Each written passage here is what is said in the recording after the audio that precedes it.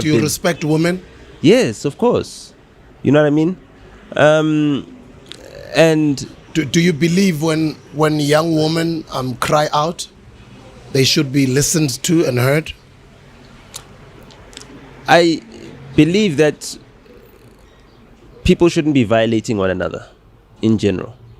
That's it. Now,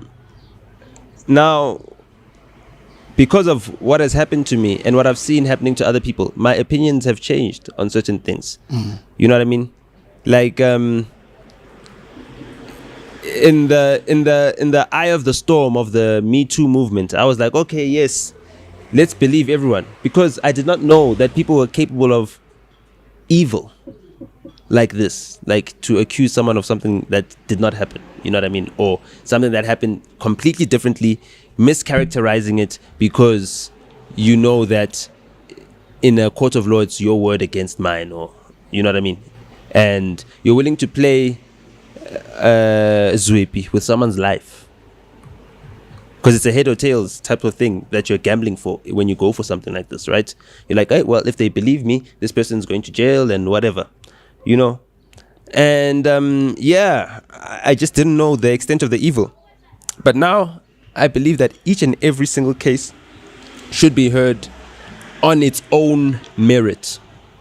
And when you hear about a case that has happened, you don't say, oh yes, you know, I went to this other place in Tembisa, you know, and yes, my drink got spiked.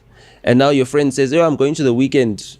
And like, hey, don't worry, be scared. They spike drinks. Yeah, hello. They spike drinks over there. But you didn't go to the weekend where your drink got spiked. That's where the case actually happened. But now, because you were in Tembisa, every single place, they spike drinks. You understand what I'm saying? Every single place gets an accusation. And the person who spikes drinks at that other place, now they get away with it because they don't know where to look, because every single place they're spiking drinks. You know what I mean? The resources now that are needed to look for the real perpetrators are wasted on the hoaxes, you know? So right now I say we need consequences for people who abuse the law as a deterrent, so that we know that when someone makes an allegation, they wouldn't make a false allegation, because if it's proven to be false, the consequences are so severe, right? That they know that, okay, this is what needs to happen, you know. In my case, you know, I'm just fortunate. I'm in a better position than a lot of other men who have maybe been through this. You know what I mean? I could get legal advice. You know, my lawyer said, hey, get a protection order for the harassment, for the blackmail. You know what I mean? This will strengthen your case. Also, a protection order is granted by a magistrate. You know what I mean? It's not a police officer that's opening a case. You know what I mean? It's not a prosecutor that's investigating, you know, a matter that has been handed to them by detectives. It's an actual judge that says, I've seen enough prima facie evidence to say that this person is being harassed, being extorted, being blackmailed, and I'd like to protect them from this. You know what I mean? So that's also a very serious thing.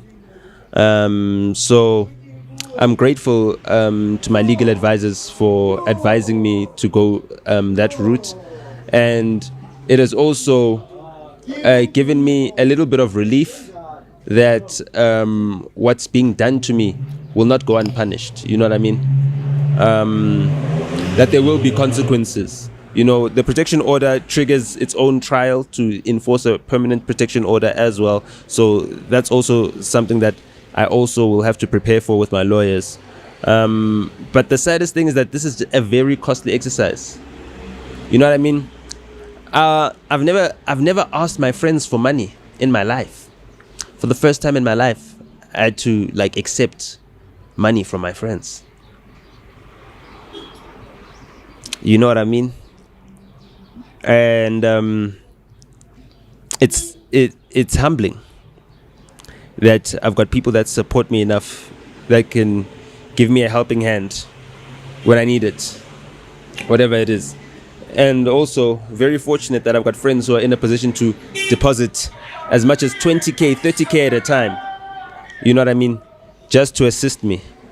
But I never thought I'd be in such a position where my life is in such danger. It's so precariously perched, because this is a criminal matter. Anything else, like a lawsuit, is a civil matter. It doesn't ordinarily come with prison time. This does. Serious prison time. So this is Up in to court. life. I haven't been charged yet. Okay. So as we're recording this right now, we're waiting on the prosecutor to review whatever statements he'll be able to get, whatever evidence is supplementary, and then they will decide whether the case goes on to the roll and if it goes to trial, and hopefully the prosecutor will be able to see in my favor that there isn't anything worth going to trial over here.